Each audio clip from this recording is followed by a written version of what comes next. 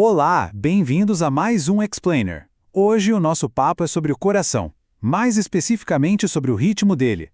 Sabe quando você toma um susto e ele dispara? Ou quando está relaxado e ele bate bem devagarinho? Pois é. Mas e quando essa batida, essa música que a gente tem dentro do peito, desafina de vez? O que está acontecendo ali?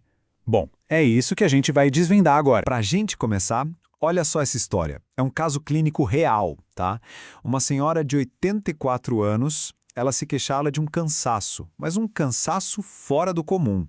E aí foram medir o pulso dela, 40 batimentos por minuto. 40! Isso é muito, muito baixo. E aí fica a pergunta, o que estava acontecendo com ela? Guarda bem esse caso, porque a gente vai conectar os pontos mais para frente. Então, para a gente entender o que dá errado, a gente precisa primeiro entender como é que funciona o certo, o normal. E a melhor forma de pensar nisso é, imagina que o sistema elétrico do coração é tipo uma orquestra. Uma orquestra super afinada onde cada músico sabe exatamente a hora de tocar. A sincronia ali é perfeita. É essa sintonia que cria a música da vida, sabe? E claro, toda orquestra que se preze tem o quê? O maestro, né? No nosso coração, esse maestro tem nome.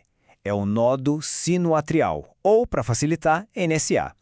Ele é o nosso marca-passo, o natural, que já vem de fábrica.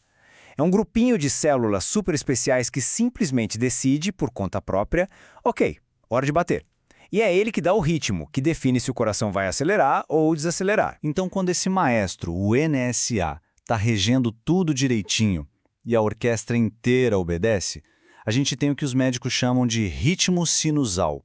Esse é o nome técnico para a música perfeita, para o ritmo ideal.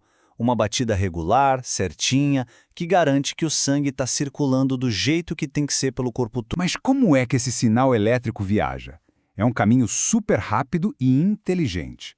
Primeiro, o maestro, o NAS, dá o toque.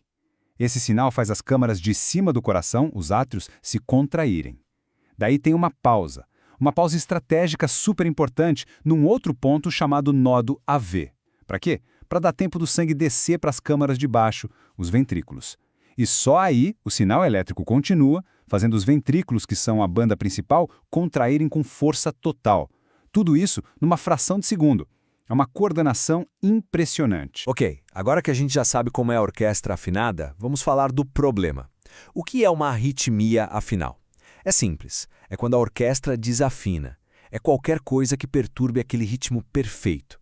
Pode ser um problema na velocidade, na regularidade ou até mesmo no lugar de onde o sinal está vindo. E a gente pode começar pensando nos dois tipos mais básicos de problema. De um lado, a taquicardia. É a orquestra tocando num ritmo frenético, rápido demais. Do outro lado, a bradicardia. A orquestra está quase dormindo, lenta demais. E aí, lembrou daquela senhora do começo da nossa conversa, com 40 batimentos por minuto? Exato, aquilo ali era um caso clássico de bradicardia. Mas nem sempre a culpa é do maestro, viu? Às vezes o que acontece é que aparece um músico rebelde no meio da orquestra. É literalmente um grupo de células fora do sistema normal que resolve dar um pulinho e disparar um sinal elétrico por conta própria. O nome técnico para isso é foco ectópico. E o que ele causa? Uma nota fora do tom, um batimento que vem antes da hora. É a famosa extrasístole. E eu aposto que muita gente já sentiu isso. Sabe aquela sensação esquisita de que o coração deu uma falhada ou um tranco no peito? Muitas vezes é exatamente isso que você está sentindo, uma extrasístole. É literalmente uma nota musical tocada fora de hora que quebra o ritmo certinho da música do coração. Beleza, então a gente já entendeu o que é uma arritmia. Mas a pergunta de $1 milhão é: por quê? Por que a nossa orquestra interna desafina? O que faz o coração perder essa batida perfeita? Para a gente entender melhor, dá para dividir as causas em 3 grandes grupos. Pensa assim. O primeiro são falhas na parte elétrica, tipo um problema na fiação da orquestra. O segundo são problemas estruturais, ou seja, o instrumento mesmo, o músculo do coração, está com algum defeito. E o terceiro grupo são fatores de fora, tipo a acústica da sala, influências químicas que afetam o som da orquestra. Ok, vamos olhar mais de perto as causas elétricas. O que pode ser? Bom, pode ser um bloqueio. Imagina que o fio que leva o sinal simplesmente se rompeu. A eletricidade não passa. Ou pode ser o contrário. podem existir atalhos que não deveriam estar ali, fazendo a eletricidade ficar girando em círculos, num caos. E se a gente for ainda mais fundo, no nível das células, até as portinhas minúsculas que deixam a eletricidade passar, os canais iônicos, podem estar com defeito. Agora, as causas estruturais. Aqui o problema não é na fiação, é no instrumento. Se o violino está quebrado, a música não sai boa, certo? É a mesma coisa. Danos por falta de oxigênio no coração, que é a isquemia, ou quando o músculo fica muito grosso por causa da pressão alta, tudo isso pode criar áreas de cicatriz. E essas cicatrizes atrapalham a passagem do sinal elétrico. O problema, nesse caso, é no hardware mesmo. E por último, a gente tem os fatores que vêm de fora, os metabólicos e outros. Pensa que é o ambiente onde a orquestra toca. A acústica da sala, sabe? Se o ambiente não está bom, a música não soa bem. O que pode ser? Olha só. Pode ser um desequilíbrio de sais minerais no sangue, como o potássio. Pode ser o efeito de algum remédio ou toxina. Pode ser falta de oxigênio no corpo todo, influências de hormônios, estresse e, claro, o próprio envelhecimento natural pode desafinar a nossa orquestra. Certo? O cenário pode parecer complicado. A orquestra desafinou. Mas, e agora? A boa notícia é que tem solução. Existem várias formas de trazer a harmonia de volta. Vamos ver agora como a medicina consegue, basicamente, afinar a orquestra de novo. Basicamente, os médicos têm duas caixas de ferramentas. A primeira é a farmacológica, ou seja, com remédios. A ideia é usar medicamentos para modular a eletricidade, tipo acalmar os músicos que estão muito agitados.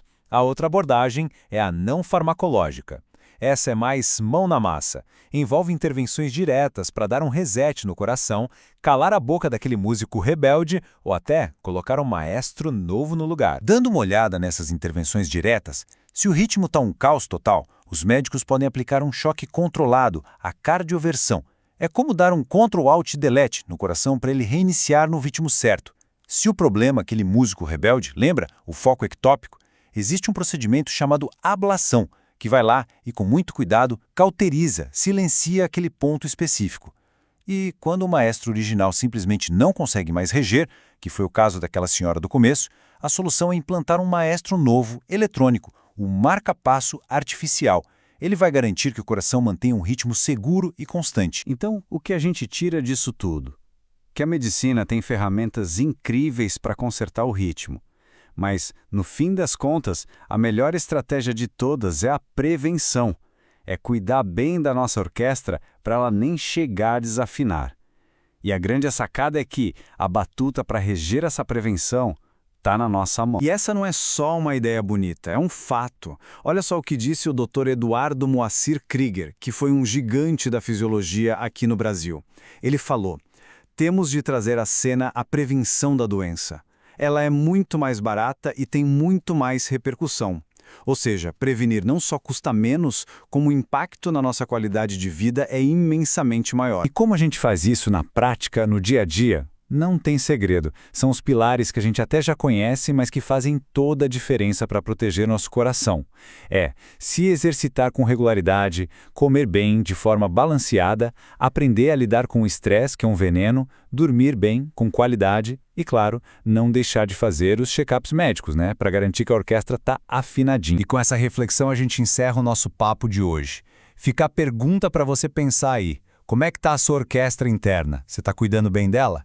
Lembre-se que cada escolha do nosso dia a dia é uma nota na partitura da nossa saúde. Valeu por acompanhar e até a próxima!